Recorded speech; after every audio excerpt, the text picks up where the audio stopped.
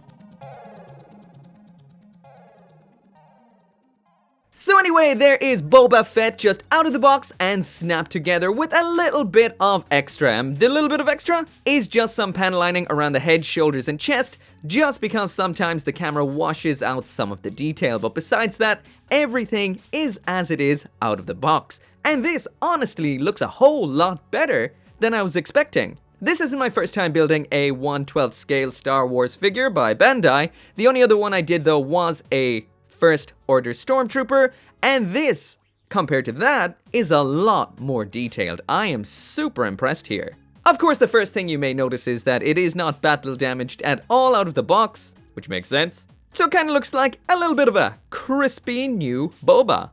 So of course, the most important question on this channel right out of the box is, can you swap the parts with Bandai's Gunpla? And the answer is kind of, not really, but if you put a little bit of effort in, of course you can. And honestly, the results are hilarious. I mean seriously, just look at these guys. This RX-78 2-head holds on no bother. This is from the RX-78F00. A little better than this thing's arm anyway. Get back on there. Head bangs a little bit. But yeah, no modification required. As for what we've got going on over here, this is the Zaku, or should I say Master Grade Zaku 2.0 head. So this isn't holding on at all. I've kind of just rested it on there. I've got a super pro level technique for when a head doesn't fit, and that is just a big old gooey bit of sticky tack, and that should get the job done. Very poorly, but it gets the job done for quick pictures and some temporary shite-hawking.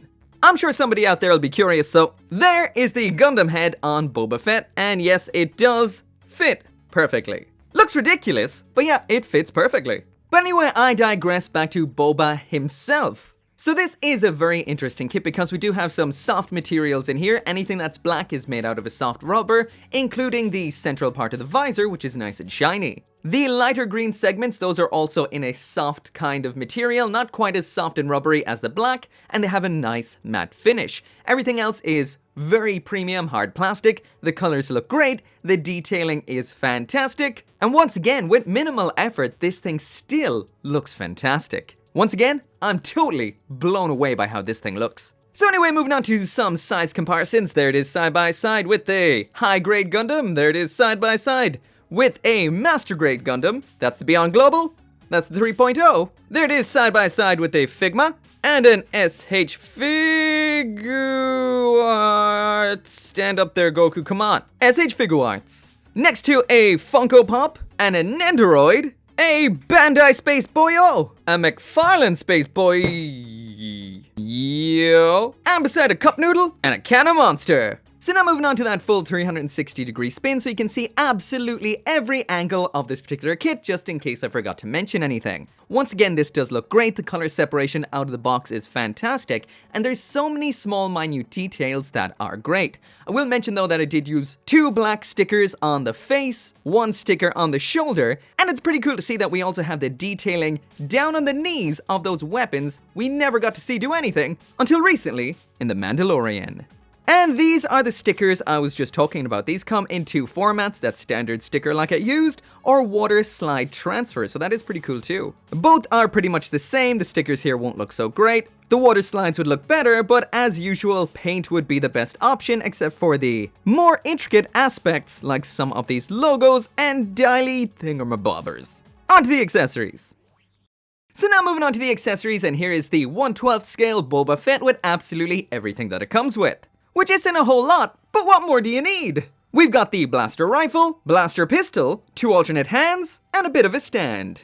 As for the standard hands we've had on here the whole time, we've got a pair of fists. To swap those out, you just yank it out, then pop in the alternate one like this. I will mention that these are just basic pegs, so there is no ball joint movement in these particular wrists. The other hand we have in here is a right hand, and this is a standard trigger finger holding hand for using with the weapons. Next up, here's the pair of weapons. Compared to the actual Boba Fett figure itself, these are a little bit on the not so color accurate side. As for the colors, it should be the barrel section up there, that should be in silver, and the stock round on the back, that should be in brown. Definitely not the worst, but like I mentioned earlier on, the black segments are kind of a pliable soft material, so painting that might be a bit of a nightmare. Next up then we have the blaster pistol. This isn't actually all that bad because it is meant to be mainly in brown. It's just that barrel section up front that should be in a silver, so this won't take much paint to correct. However, the fact that they made the tip of it grey is just kind of weird. Gives it kind of a toy gun kind of vibe. Anyway, let's get it attached. To attach the blaster pistol into the hand, this is pretty simple. You split the hand in 2 like so. It just pops in pretty simply, sandwich the 2 pieces together. There is a quick example of what it looks like equipped, looking pretty cool. Once again, would look a little bit better with a little bit of paint, of course. But I will mention that the grip here is a little bit on the loose side. It's not as flush as I'd like it to be, and it does rattle around a little bit in the hand. Of course, you don't notice it when it's posed, but when you're holding it, posing it, it can move a little bit. So next up then is the blaster rifle. This does fit a lot more flush into the hand than the blaster rifle, almost like the hand was designed for it, and they just kind of shoehorned the pistol in. Of course, the pistol can be attached round back into that holster, which is pretty cool, which is probably what most people would do. And there's an example of what the blaster rifle looks like equipped, and honestly, would you want it any other way? This looks awesome. Well, it'd be nicer if it was fully color accurate, but hey, still looks great. Lastly then, in here we have this, which is a bit of a stand. Now these I'm not a big fan of because of this. That segment which their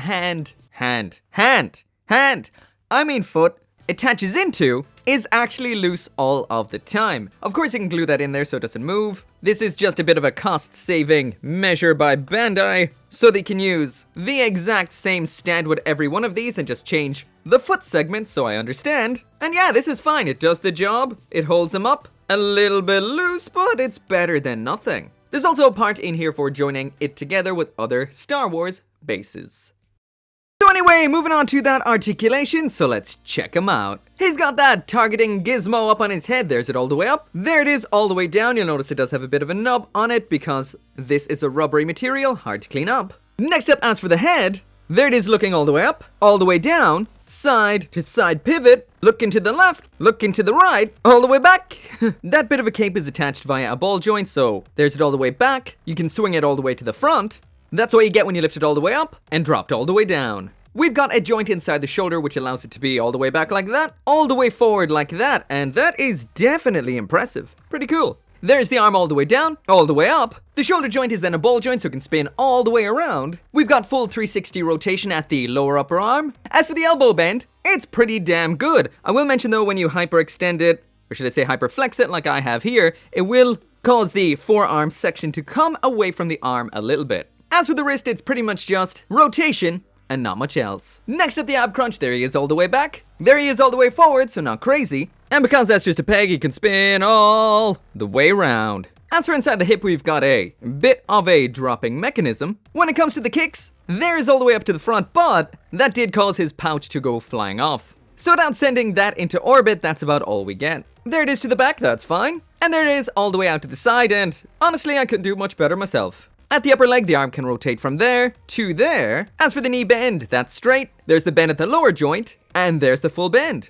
So I've got him maimed temporarily to test out the ankle. There it is all the way to the front, so not great. There it is all the way to the back, again, very limited. And there it is, pivot from side to side. I think I got this to hyperextend, or should I say flex, earlier on. Yeah, there it goes. You can pass it past a point and get that. So that's it for the articulation, and on the whole, it's okay, not great. He's no galactic trapeze artist, that's for sure. But you will get pretty much any basic pose you want out of it, just nothing too advanced. And as for the sort of pose you'll get, let's take a quick look. So anyway, that right there is it for the review, and what can I say? I love this to bits. It is really cool. It looks fantastic. This is undeniably Boba Fett. Even straight built out of the box, this is an impressive little model kit. The articulation is nice, the accessories are nice too. I suppose what else did Boba Fett have? It would have been nicer to see a little bit more color accuracy in the weapons, but once again, there is no silver parts in this whatsoever, so honestly, this is a kit you will want to paint to get all of that absolutely badass Boba Fett style battle damage. So if there's one thing you will definitely need for this kit, it's some silver paint, but besides that, it is absolutely awesome, and I love it to bits. Anyway, as always, thank you so much for watching. Make sure to come back for more model kit reviews, and I'll see you next time. Once again, I cannot finish this video right here without thanking each and every one of you guys. Whether you just watch my videos, like them, or support the channel on the channel memberships and over on Patreon. Like Craig Jury, Greg Humphrey, Kaiser721, Tyler Sanders, Caleb Engelhardt, Sean T, and the ambassador for asymmetric cats.